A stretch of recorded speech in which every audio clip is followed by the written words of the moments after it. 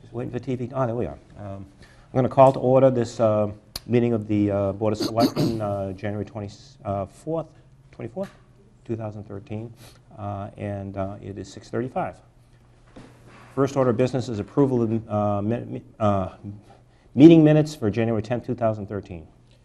I'll move approval, Mr. Chairman. Second. Okay, motion been made and seconded. Any further discussion? Yeah, I'd like to, under item number 8 that has to do with traffic, I'd like to identify the streets where it says to amend Article 3, Section 1 as follows. Article 3, Section 1, caution. Which From street? the Quincy Town line. So what I'd like to do is add where it says install a slow hearing impaired child sign, and then I'd like to add the words on Waldeck Road. And then down near the end of that paragraph, install a caution blind person sign, and I'd like to add on Elvin Ave. Okay. Accept as. And the reason for that is that it then conforms to, we've always identified the streets, and we have on the rest of those minutes, except with those two, so I think just in terms of conformity, it's a good idea. Okay, motion been made and seconded to accept the minutes with the changes so noted. Any further discussion? All in favor? Aye. Unanimous. Okay, confirmation of future meeting dates. We have February 7th and February 28th as planned dates. We probably should throw one in the middle there someplace for, Mr. Cohen's going to be out of town. oh, that's right.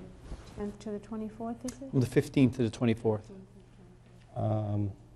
The only thing I'm thinking about is the interview process for town administrator. Yes. Which might mean we'll have to do two on a, let's take a peek at a calendar here. What about putting in some interviews sometime after the 7th and before the 15th? That's what I'm thinking of, yeah, like the 12th or something like that, or I wouldn't want to do it on the 14th where you're leaving the next day. That'd be kind of a pain in the neck. I'd be okay with that, Would you? if it's a Wednesday. That's a Thursday, the The 14th. 12th is a Thursday? 12th's a Tuesday. I'm actually leaving on the 14th Okay, of Thursday night. so is the 12th okay? Yeah. Everybody? All right, why don't we plan the 12th, and the only thing on the agenda will be Interviews. interviews. Interviews. Yes, What day of the week is the 12th? Tuesday.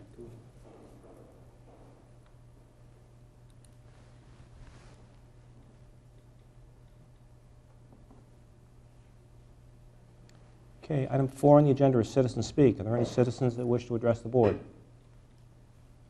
Seeing none.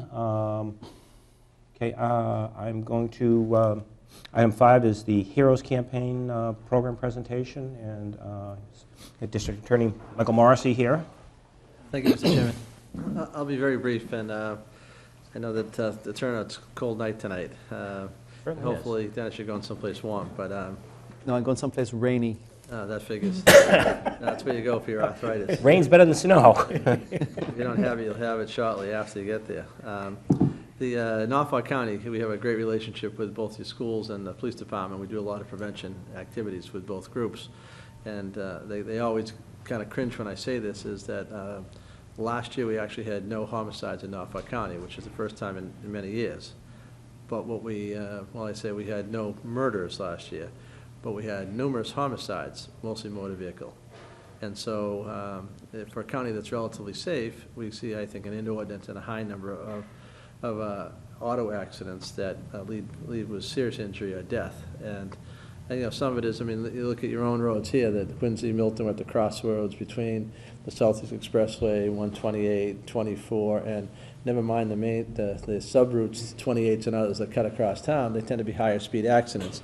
And those accidents often involve people that have been partaking with liquor or alcohol. And the Hero Campaign, the Patriots actually are and the NFL subscribe to this program. It's named after John R. Elliott. John Elliott was a young person who's 22, and he was killed 10 years ago. He graduated from the Naval Academy, and shortly after he graduated, he was driving home to his mother's birthday in New Jersey, and he was killed by a drunk driver in an accident. The family has, over the past 10 years, been working hard to send the message about, not that it's not okay to drink, it's okay to drink, but to be responsible. And we try to make sure people can get home. And so they have partnered with the NFL and other major sports venues. So if you go to the Patriots, and I hate to use that word these days too, but if you go to the Patriots game, you can sign up and you can be a hero. The Patriots would give you a wristband and you get a free Coke because you are the designated driver. And someone says, well, how do you measure success? And the only way you measure success is the life that you save, which you may not know. But the message that we're trying to say, we think that the Patriots have done a good job with the campaign, and they've used it at Patriots Place, and now we're trying to spread it out into some of the communities. And I know I was kidding with you before, my law partners live in town, and my former law partners, because I'm not allowed to have a private law practice. I can remember the old days when the Milton people used to have to come over to my district and drink. That's right. And so Joe Manning and others, and some of the old timers, Mr. White and others, used to throw me out of Darcy's and say, this is a Milton bar. So, but you have obviously some pretty nice restaurants now that have grown up in parts of Milton. We're very fortunate, yes. And probably, and many thanks to the votes of the Board of Selectmen, and because if my memory serves me correctly, that you've not adopted the state statute and you approve licenses on a. No, we don't. We've not adopted. Unfortunately, we have not adopted it. So these are all home rule petitions. Correct. I chaired the committee that used to oversee the licenses for 14 years, so I'm familiar with a number of the licenses. But and sorry to say, some of the restaurants. So you have some great restaurants. But what we're trying to say is this is a great program. It doesn't cost any money. We're not forcing anybody to do it. But you are the licensing board in town, besides being the Board of Selectmen. Unlike some of your neighbors in Weymouth, Quincy, and Braintree, the licensing board is made up of the chief of police, the chief of the fire department, the clerk, the building inspector, the health department. And in the towns, it is you. And so you have a great deal of influence over a lot of the pouring establishments that do operate here in town. And all we're asking is that you be familiar with the program, and maybe we can encourage. I know that you probably have someone in the police department who works with the liquor establishments, and we can encourage them to participate. We think it's a relatively simple request, and a lot of them probably already do it already. I know they probably have tips-trained personnel, and you probably have some local ordinances that require certain requirements of training and experience, and I know that they look at the restaurant background before you approve a license. So a lot of that goes on, but this is an opportunity for people who work in the establishments to actually help save a life. And so when you walk in, they say, would you like can I get anyone a drink? Ask the next question, is there anybody here a designated driver? Mm-hmm. And if that be the case, then offer them a cup of coffee or give them a Coke or a soft drink of some kind. And that way you can, they know who's drinking and who's not. So it's one of those programs that's kind of on your honor, but it doesn't cost you any more to participate. We think it's one way to make sure that people who aren't drinking will make sure that people who are can get home safely. And so Certainly, we could ask those establishments too, the designated driver to give them Cokes for. sure, we have some posters. We're going to work with the police, and hopefully they'll pass the word. And I'll leave one with you. And we have little stickers that people can put in a window or in the bar say we support the Hero campaign, so they know that, hey, if you walk in and you're the designated driver, that maybe the establishment will be kind enough to give you a cup of coffee or to give you a soft drink. Sure. And it also, I think, helps them as well, because people probably who know they have a ride home, they may have that second or third drink, and they're going to get home safely because the designated driver will get them home. So it's a simple program. I just want to explain it to you. Your support and your consideration would be helpful. Your input to some of the local pouring establishments would go a long way, and we have a great rapport with the chief, and so we'll work with Chief Wells as well. So Well, certainly, it's a very serious issue. We all understand that, and we'll do our part. it's sad. I keep telling people, not saying don't drink. That's not what we're saying. We're saying Responsibly. drink responsibly, right? And people should be able to enjoy themselves, and this is one way that it doesn't cost any money. We'll even handle the printing and some of the advertisements, and all we really need is just kind of blessing, kind words, and encouragement to the police department and the pouring establishments, and it go a long way. So If an establishment wanted those posters, where would they get them? yeah, just call the DA's office. We'll have them delivered. Great. And we're going to give them to the chief. So we're kind of telling you guys, you're the licensing board, so we have to start with you before we do anything. We want to make sure that you know what we are doing. And if there was a problem, then we wouldn't do it. Now, like a Wellesley, for instance, has a 2-drink limit. I'd never realized that, but you can't go into a pouring establishment in Wellesley and get more than 2 drinks. Most of ours are 2 drinks without food, I believe that's correct. So Right. you can't sit at a bar and just drink, but if you're eating food, I believe you can. And sometimes that gets, as you know, hard to enforce, but It this does. is a simple enforcement. The bartender or the waiter or waitress, you know, should arguably know who's drinking and who's not. Right. And so if that person is not drinking, and we know that they are the driver, that will go a long way. I mean, you're asking people to be fair, reasonable, and honest, and, you know, it doesn't cost a lot of money. A Coke, hopefully the other people will buy an extra drink, and they'll more than make up for the free Coke. Great. So I appreciate the opportunity. We are doing some work as well, early February with the schools and in the police department. We have a program that we spend some time on safe schools and school security programs. We've given the town some grants over the last 2 years. That'd be wonderful. One of the few things when we do make a seizure of drug assets and money, cars, I'm limited as to what I can do with some of that money, training, education, prevention, and the police activity. It supports some of the equipment they use in their surveillance and other activities. So we're having a large training program with a national expert on school security in February, I think 6th and 7th. We've invited the superintendent, the chief, and to send 3 or 4 people to the summit. It'll be held at the Bank of Canton in their little seminar room that they have. It'll hold 100 people. Okay. And That timing's perfect, because we're right in the process right now of reviewing all the security in the schools. And we in light give of some the money safety. to them to do things like, some of the schools have put new video cameras at the front door, new locks. We rekeyed a whole school for one of the towns. We put an alarm system in a school in Weymouth. We put a security camera in a school in Quincy. And we bought better communication devices for the town of Canton. So the program is an expert will come in and talk about what they call the ALICE program. Some of it is a little bit controversial. Canton has adopted it, and I say controversial. We don't think that you have to adopt the program, but you should have a plan. And that this is just one of many alternatives that are out there, but it teaches people, particularly if there was ever a serious incident, that in that first 4 to 10 minute period before the Milton Police, if you think about even your police station, as close as it is to your high school, assuming you could get someone down there, it's still going to take them 3 or 4 minutes to get from the police station to the high school under the best of circumstances. And a lot of damage and carnage is often done in that first period of time. So having good communication, good skills, ideas, and at least, you know, presenting that. So we will give your administration and others some ideas that maybe they'll take back to the school committee and others. So it's their job Years to and money always decide. help.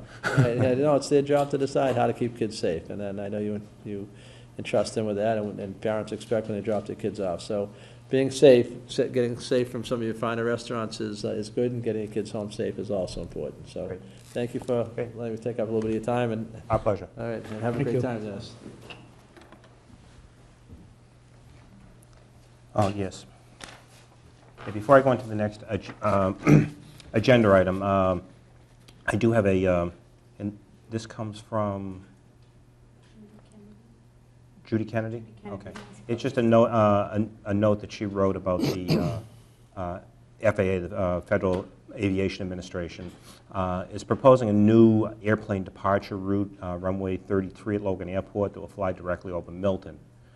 This would mean that Milton would be further impacted by noise and distraction of more flights out of Logan Airport, in addition to the existing route arrivals on runway 4 and departures on runway 27. Public comment is critical to the success of this project, and residents have an opportunity to voice their comments to the FAA by February 15, 2013. The town's Massport liaison, who sits on the Citizens Advisory Committee, will attend the February 7th, 2013 Board of Selectmen meeting to update members and residents in more detail.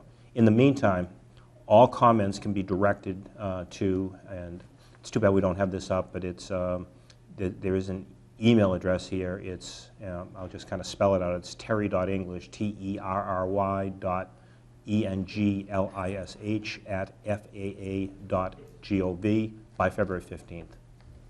And this information is on the town website. It was also put out in our Facebook account, and it's been running on cable as well. Would it be wise if the selectmen sent an email saying that, adding an additional runway would be something that we'd have concerns about. I think absolutely, We would yes. want input to it. Yes. I mean, I can, in the past couple of years, I had somebody visiting my home from out of state, and the first thing that they said was, "Oh, you got an awful lot of airplane noise at your house." Right. And we get used to it, and I don't know if that's a good thing that we get used to it, but I do know that, there's different routes that constantly, like in the evening, they'll be flying like right over Cunningham Park. Right. And then there's some kind of receiving system down past the Legion Post, just when you go to take a right to get up onto the X-way, and that's some kind of a signal marker, and planes go right over that. And they're, I believe, Pretty low they're at that point, yeah. descending when they're, Yeah. South Boston's not very far away in Milton, so they're coming down. Right. They're making a lot of noise that we get used to. And if they're talking about adding another runway, is that talking about increasing noise by 33%? Most likely. I mean, we'll hear on February 7th, but Yeah. yeah, most likely that would be the case, yes. And Ms. Kennedy is going to draft some type of a letter for you to look at Oh, on the good. 7th as well. And And I'll get that out to you by the 4th. do we have the opportunity for input before the FAA makes decisions? You have, comment period is through February 15th. So we do have time. After our meeting on the 7th, we have another week to make comment, so. But- And they depend on that too, because the more input they get, like some of the other towns that have, people tend to be more vocal, Yeah. like Brookline and those towns, they get more attention. So the more, the squeaky wheel kind of thing, so the Yeah. more comment you make, the better it is. And that's why we've gotten it out on all of our websites and Facebook, and it's on cable, it's on, Yeah, I in mean, the Milton Times, it's going to be in the Milton Times, because they're going to actually implement this on March 7th. So there's a very short window of time for that comment period before they implement. I mean, to a degree, it's kind of the price we pay for having an in-town airport. We're one of the few major cities that has their airport right in the center of a municipality, and most of them are out in the boondocks someplace, and we just happen to be. And unfortunately, Ms. Kennedy just found out about this at the end of last week. She wasn't able to make tonight's meeting, she had a conflict. So your next scheduled meeting is the 7th. So she will be there. Right. So while there's probably no way we're going to stop progress in terms of, I mean, the airport is going to expand because the air travel expands, and there's probably not much we're going to do about that, but they can at least be cognizant of the fact that, Yeah. that The impact on our town. they do have an impact. Yes.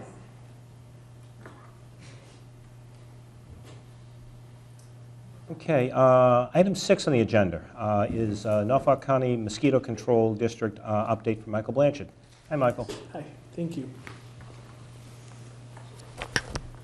No mosquitoes out there tonight. Not tonight, that's for sure. Needs to be a couple of degrees warm. I will try to be brief. Thanks for having me come and talk.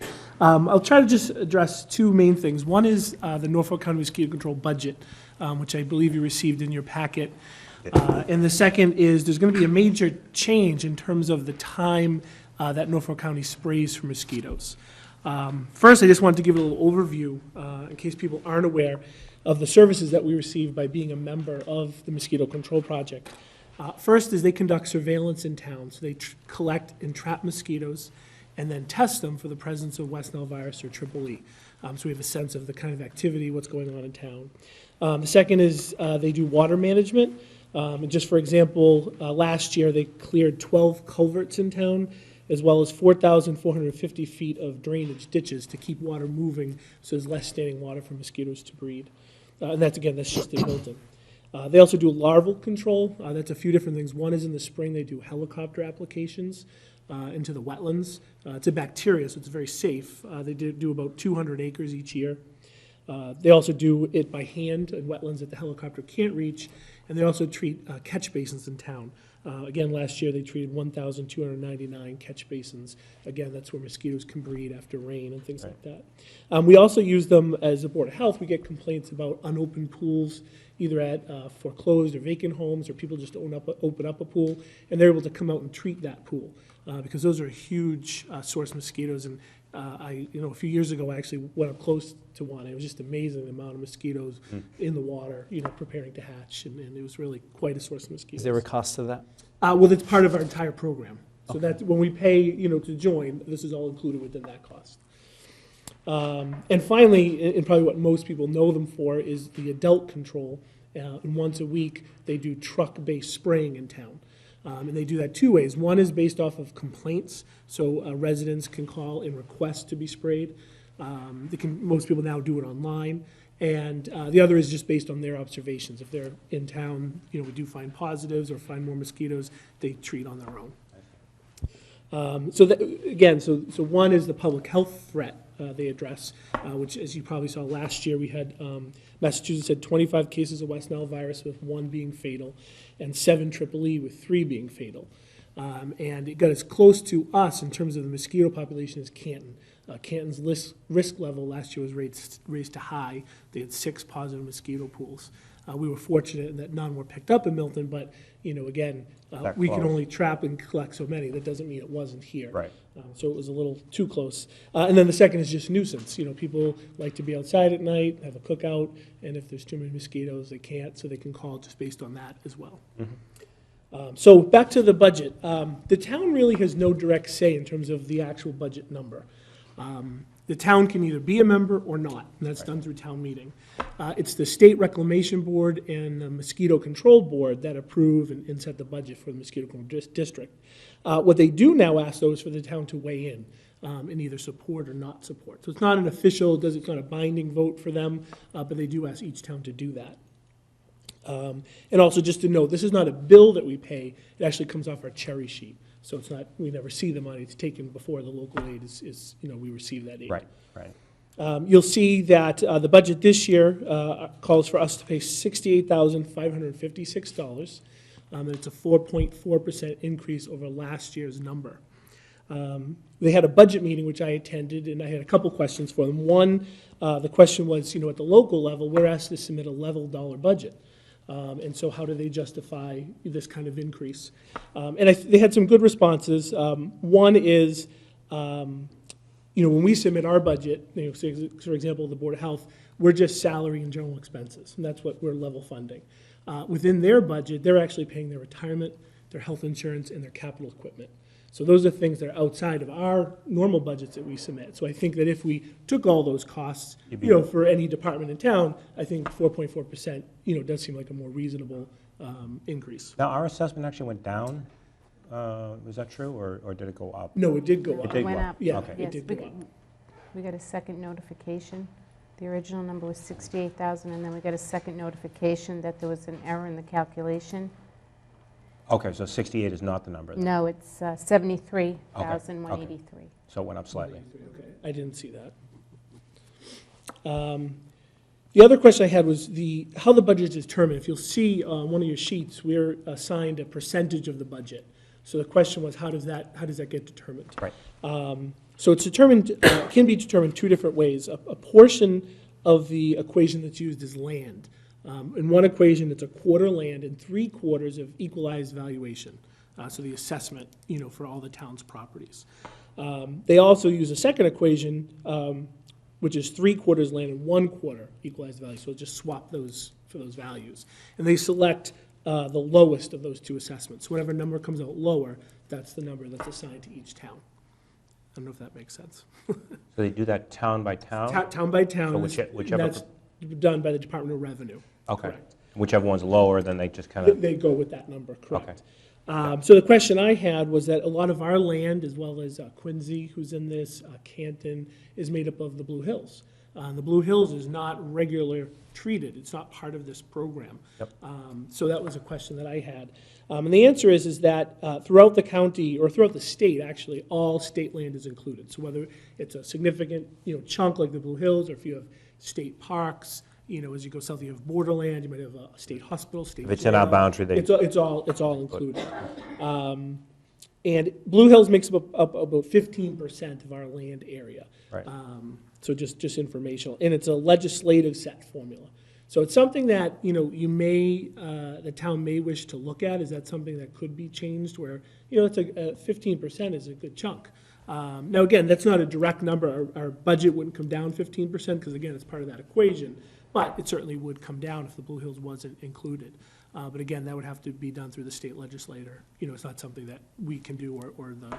Is the Blue Hills also being sprayed and? It's not. So my understanding is the state specifically requests they do not treat their land.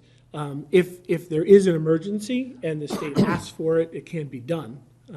But as of normal routine, week-to-week spraying, the spring spraying, the Blue Hills areas are not included. But we're paying for it. In essence, we're paying It's part for of it, the yeah. equation, correct. So it's in square, they use the square mileage of the town. Right. So our square mileage includes portions of the Blue Hills, right? It's about 15% of our square mileage. So, okay. So you're saying that we could approach the legislator and say, remove that 15% from our budget? So that's the question that could be discussed. Is that a possibility to change the formula so that instead of being just a quarter land, it's a quarter of town land versus state land? Right. So that would be an option. I don't know, and Probably something worth pursuing, but, I mean, it's not a big number. it's not a is it? huge It's not number, but exact. it's a question that has come up like time and time again. People say, well, why are we paying for that? And it's a very good question. And the reality is it's not a huge impact, but every dollar counts. I'm certainly sensitive to that. So it may be something, in the future that we look to. At least inquire into, pursue. yeah. Yeah. So that's the budget portion, and then again, you can choose to support or not support that. The second, and this is just our first push, we'll continue to do this as we get closer to spring, even though it's hard to imagine at this point. There's a major time change in terms of the adult spraying. Currently, they do it once per week, and they do it between 2 a.m. and 6 a.m. And again, town residents can go online, there's a map that shows all the streets that will be sprayed. But the state has asked the districts to change when they spray, because what they're finding is mosquitoes are more active after sunset as opposed to before sunrise. So they feel that it'll be more effective if they spray after sunset. So that's a change that's taking place. I don't know if it's entirely statewide, but almost statewide. So that the spraying will be done anytime, maybe like an hour or so after sunset. So again, that'll change during the course of the summer. But it's important to get notification out there because it's only 1 day per week, but residents in the summer are still active. People might be out jogging, enjoying their yard, because after sunset, you still have that kind of twilight time frame where people can still be out. The reality is, and the scientific evidence shows that, the risk of contracting one of these diseases is much more significant than having any sort of effect from being exposed to this spray. But the perception, if you're out jogging and this big spray comes by you, it's going to be a little alarming. Sure. And so that's our goal and our effort will be to get the public education out there so people are aware. Our day is going to be on Thursday, so it would be Thursday evening after sunset. Now, they don't, well, I remember when I was a kid, they used to, I think it was called fogging, where they had this big cannon they'd take down the road at night that would, literally, you couldn't see after they sprayed it. But Yeah, so it's similar technology, but it's not the fog that you can't see through anymore. It's an aerosolized spray, but it's less harsh chemicals. Okay. I hear a lot of stories. Kids used to ride their bikes behind the truck, and you think of that now, and it's Yeah. we use much safer things now, but that's the way it used to be. Yeah, it literally, you would come through at night and you couldn't, after it went by, it was like a fog was on the whole street. It was pretty weird. Sure. So that'll be our push, and we'll use local media, our town website, email, blogs, even perhaps, shortly before the first spray, maybe look at a reverse 911 call or something like that. Again, just so So people know what's coming. people are aware. Okay. So we could make a motion right now, we do have to sign a form to do it, but the board could, we Yeah. could make a motion to either support or not support the preliminary mosquito control. So motion to support the preliminary mosquito control budget proposed, and this municipality's estimated proportionate share thereof, express both the percentage and dollar amount as provided to this municipality in compliance with State Reclamation and Mosquito Control Board budget notification and compliance certification policy. That would be the motion. Basically, it's just a motion to support that budget of 70. I'll second that motion. Okay, motion been made, second. Any further discussion? Yeah, and then do we want to designate Anne Marie Fagan to be the person that completes the application of support, which would be this paper here? Or is that necessary? Do we need to authorize the Chief Executive Officer, Anne Marie Fagan, to make this declaration? Well, the Chief Executive Officer would be me, The chair of the Board of Oh, Selectmen. yes. Okay, then, So I can sign. let me rephrase that. Do we need to include in that the chair of the Board of Selectmen To sign it forward? making that declaration? I'll accept that as a friendly amendment. Okay. So, motion been made and seconded as amended. Any further discussion? Just that I wanted to ask Mr. Blanchard, in terms of the scheduling, you mentioned on Thursdays, is there a schedule for the town's streets, or is it the individual residents that's calling in? Right, so that'll vary week to week based on who's calling in. Okay, And you can go to their website yeah. each week, and you'll be able to see, where that spray room And is. tell me if this is correct, that the number of residences that call in, that it doesn't have an effect on our $68,000 budget. Correct. So then, our position should be that we encourage residents to take advantage of this opportunity to protect their houses from mosquitoes by calling, either phoning or emailing a request for spray. Correct, or Yeah. on their website. I know a number of they can- people that do. Mhm. It's just, I think that it'd be good on our part to get the word out there that this is a service that's available for the Absolutely, homeowner. absolutely. Okay. Any further discussion? Seeing none, all in favor? All right? Unanimous. Great. Thank you, Mike. Thank you very much, appreciate it.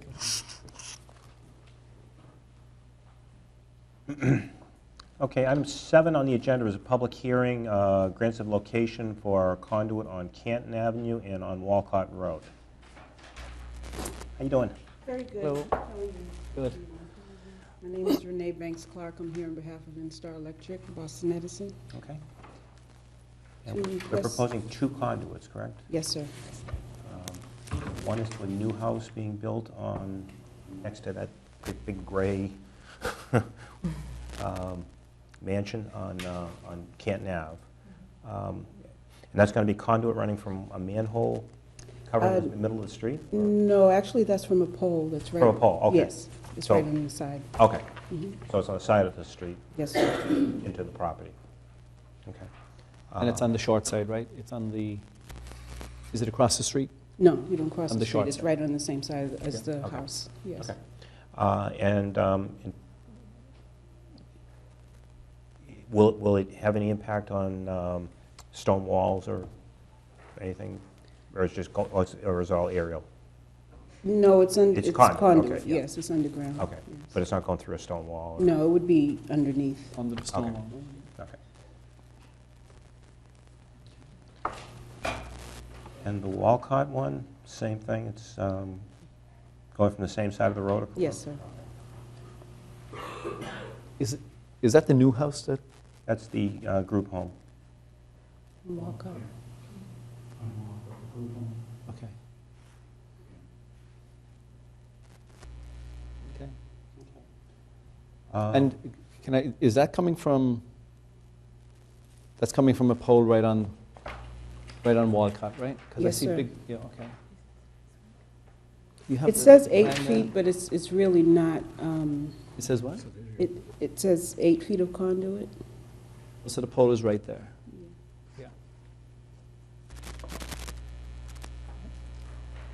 Yeah, just bring it to the property. Right. Okay. Any other questions? I'm good. Since The it's a public motion? hearing, is there anybody else that is questioning it? I don't see anybody, so, yes, entertain a motion. Mr. Chair, I'll make a motion to approve a request from NSTAR for permission to construct and a location for such a line of conduits and manholes with the necessary wires and cables therein to be located under Canton Avenue, westerly approximately 1,500 feet, northeast of Brush Hill Road, a distance of about 11 feet at pole 3/102. Second. Motion been made and seconded. Any further discussion? Seeing none, all is in favor? Aye. Unanimous. Second one?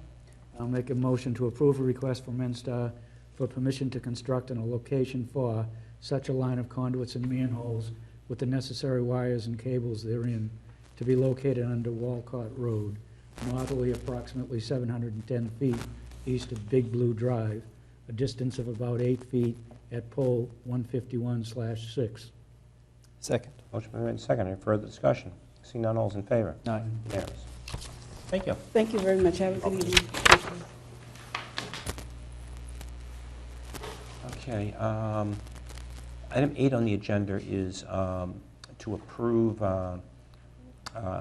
Emery Fagan as a representative to the Milton Educators Association, which is a school department. The selectmen have always had a representative on the deliberations with the school department for the contracts for their, both the teachers and the The union contracts, Yeah. yes. Right. And it's Seat usually at the table, it's usually the town administrator. yes. Yes. Right. So this is just a motion to formally name interim town administrator as our representative on that board. And this is an important year because I believe the contracts are up this year. They are. Yeah. Have they started? They haven't started any negotiations, have I haven't been notified. I do not know the answer to Okay. that. Okay.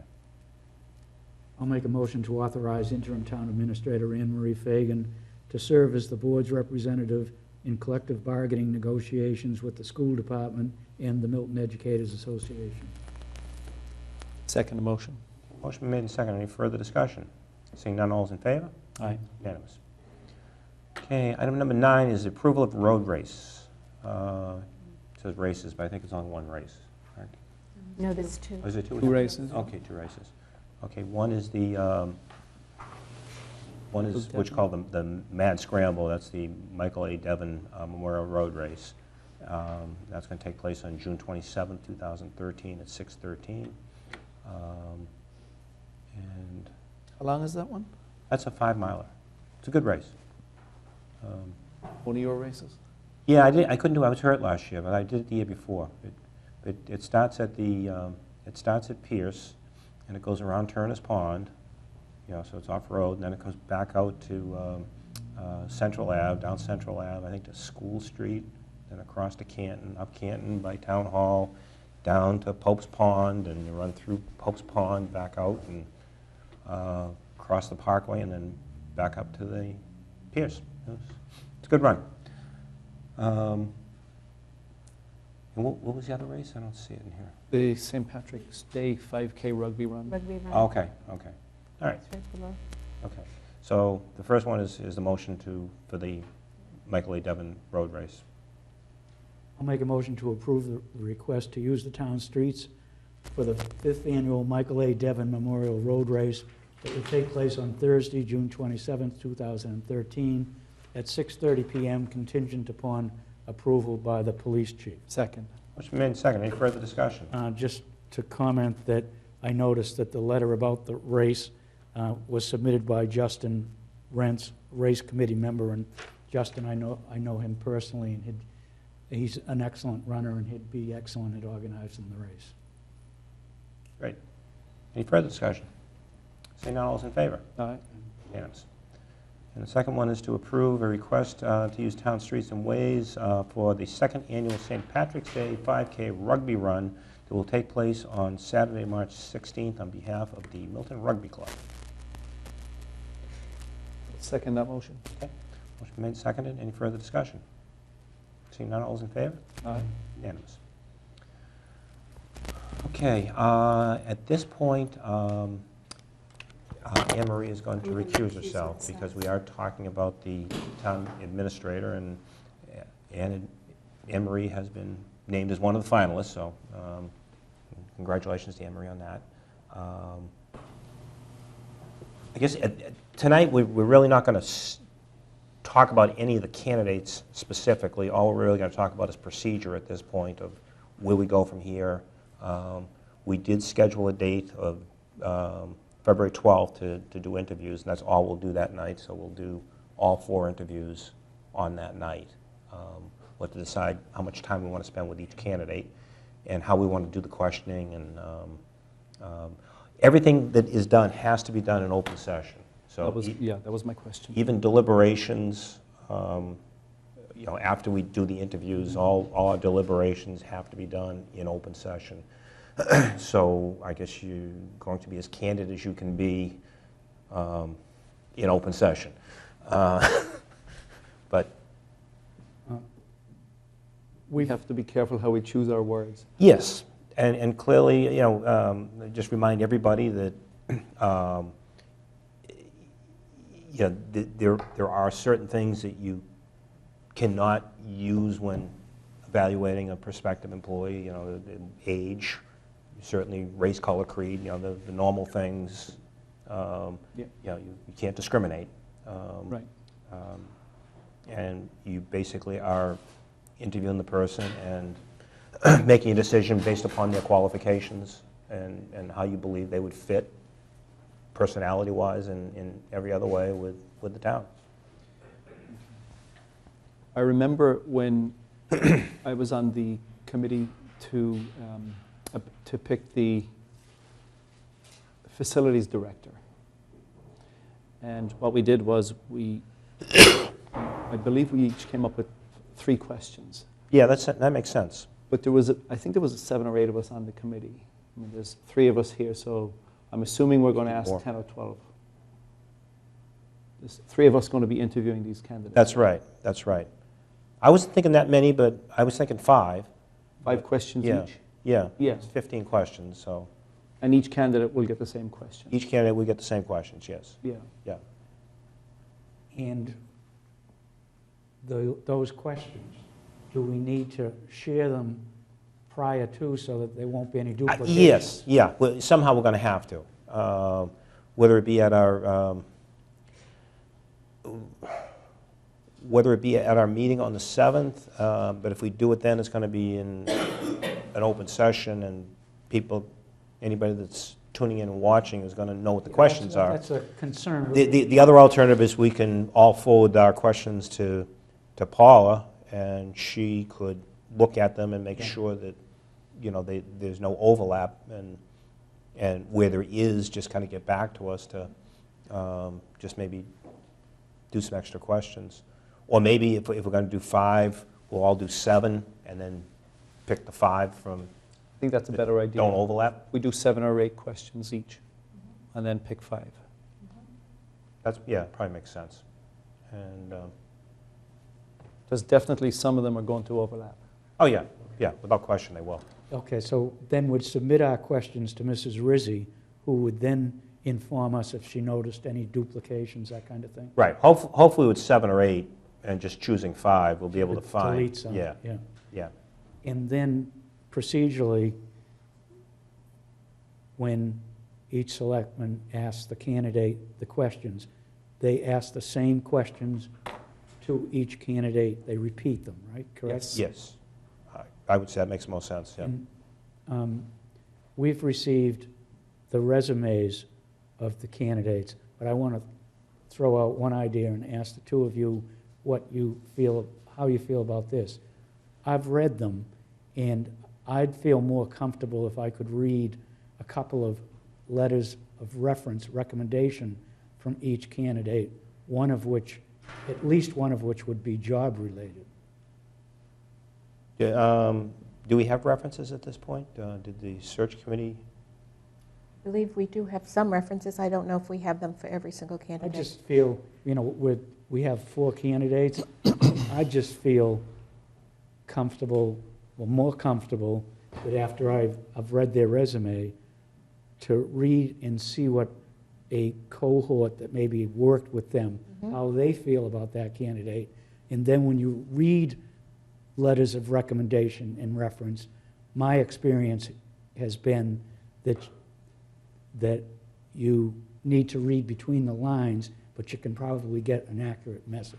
In other words, when you get a letter of recommendation from somebody, it's always positive. But if a good reader of those letters of recommendation can read through that, I believe, to get a better idea of the candidate. I just find that useful.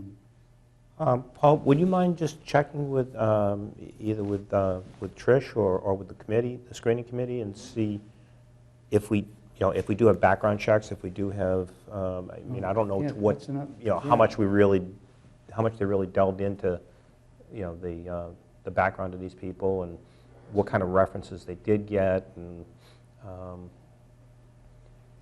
but I guess on the 4 candidates, we may as well have as much as they have. Yeah, To be able to at least look at. yeah. And if some of it's oral, then, maybe that just, no, I don't really want to do that in open session, I guess. I would rather not. So in the packets that you've received, there weren't any letters of reference? None. No? Okay, It was, Just the resumes. yeah. okay. But Because I think most of the resumes said references upon request, so I don't know if they They requested did, them or... yeah. I think it's incumbent on us, we I make- guess if they didn't, then maybe we should just ask for the, Mhm. for the references, so we Mhm. have them. And I suppose there are some people, although at this point where it's a public process, if they haven't told if they're still employed by their current employer and they haven't told them yet, I think Yeah. the cat's going to be out of the bag pretty soon. well, it's actually, it may be too late for one guy, because when I got the package, I jumped in my car and I went to the town where one of the applicants works. And I went to the police station, I went to the fire station, I went to the DPW, and I found out all about this guy, this particular person. And I think that's what we have to do here, because we make a lot of important decisions, but this is going to be one of the biggest decisions we will make this year. Mhm. And we have to go above and beyond the normal route that, in hiring a person. I think you have to visit the towns, you have to meet the people they work with every day. It's going to take a lot more than just reading some reference that, a friend of his or a friend of hers Yeah. put together I agree. to make it look good. So I think we'll all have to get in our cars and go to these Yeah. particular areas. Well, in And in find terms out. of references, that's sort of like what I call paperwork. Now, you're talking about legwork, which I agree with you.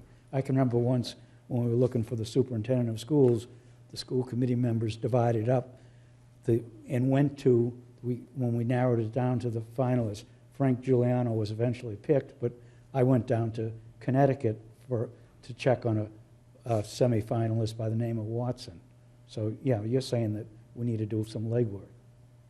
Right. I mean, I can give you 10 references tomorrow from No, I know, but I'm just saying, about myself. It'll make me look like Donald Trump, but it's not true.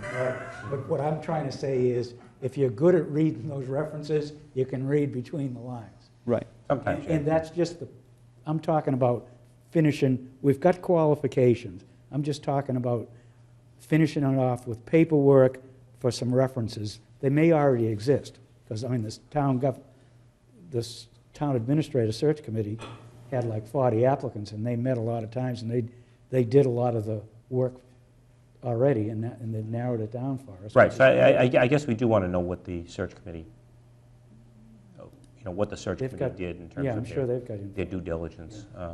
Another thing we'll have to do, Tom, is time. We'll have to set a certain amount of time.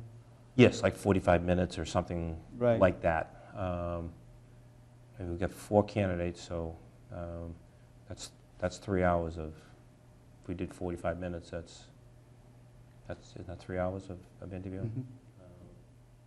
So, 45 minutes is a lot. yeah, yeah.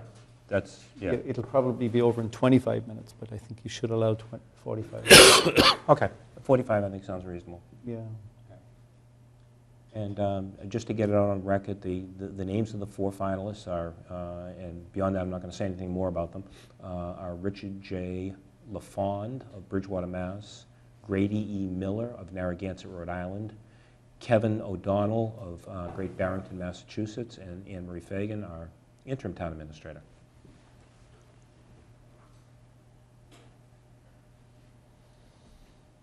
So I think we have a process then. We'll come up with the 7 or 8 questions, submit them to Paula. Paula's going to check and find out and report back to us in terms of what the search committee did in terms of their due diligence. And we can make a decision from there if we think that's enough in terms of background checking. If not, then we can certainly do whatever we think is necessary to supplement that. And I think it should also be known, Tom, that if we're not satisfied with the candidates, that we can we go not back choose out any of again. them, yeah. Right, that's right. Absolutely. That Yeah. these four people- You would hope when you, and it's never, it's may not be that way, but you would hope that it would be unanimous yes, Right, that the person would have the full support of the board. exactly. So that's the goal. Yeah. And other than that, But it doesn't have to be. doesn't have to be, no. Right, No. It'd be nice if it could be. yes. That's about it. Okay. And then just one final thing, once we do the interviews and we deliberate, would you expect us to make a decision that night or the next week? Or? I would think at the next meeting, because that way we'll have time to think about it and, and again, if we want to do any follow-on, we can, I think, at that point. This will all be chosen in open session? Everything's going to be done in open session, yeah. Okay. Yep, so none of this can be done in executive. Okay.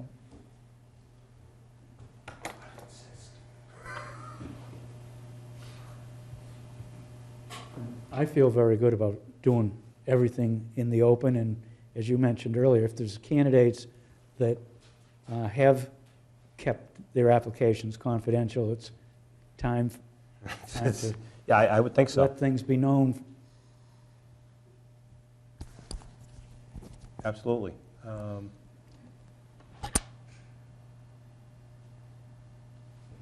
Okay.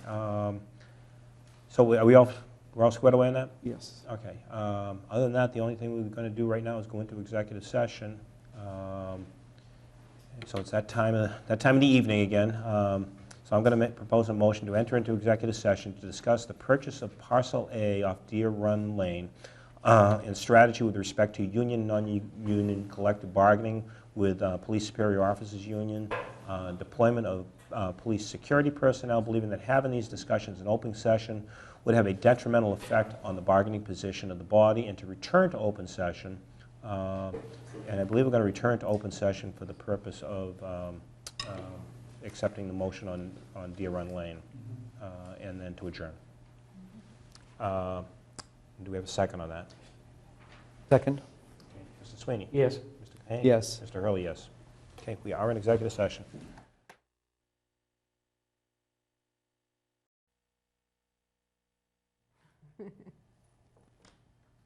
Yeah, we're back. Welcome back, everybody. Okay, now that we've returned to open session, we have one item on the agenda, and that is a motion to approve a purchase and sale agreement between the town and EOC Coastal Homes, Inc. of 776R Washington Street, Canton, for the purchase of a parcel of land off Deer Run Lane. Said agreement to be signed after the date of January 25th, 2013. Second. Okay, motion been made and seconded. Any further discussion? I just want to thank Mr. Cohen again for initiating that way back when. Appreciate it. You're welcome. Gift of money. I think it's important that people would know what this Yeah, we can. parcel of land is again. Yes, and this is the land for the cemetery, for the additional grave sites. We received a gift from the Copeland Foundation of $175,000 to purchase that land, and we did enter into a purchase and sale agreement, and just approving that tonight for the $175,000 to acquire that land. And it will create how many additional? 1,300. 1,300 additional grave sites. And it was basically an add-on to a plan that that the cemetery was trying to negotiate about a year ago now, or was it? Yeah, a land swap. A land swap deal for land that the cemetery owned for this land, and that ran into problems, and this was the ultimate solution. And so now actually the cemetery owns the lot that it originally owned and was going to swap, plus this land. Plus this land, yeah. And I believe it extends the lifetime of the cemetery by 7 years, is what I think it is. I'm not sure. 1,300 Not sure the years. number of I think years. it's 5 to 7 years, I Yeah. heard. Okay, so any further discussion? Seeing none, all's in favor? Aye. Unanimous. Okay, I I'll will entertain- make a motion to adjourn. Second? Yeah. Okay. Motion made and seconded. We're adjourned.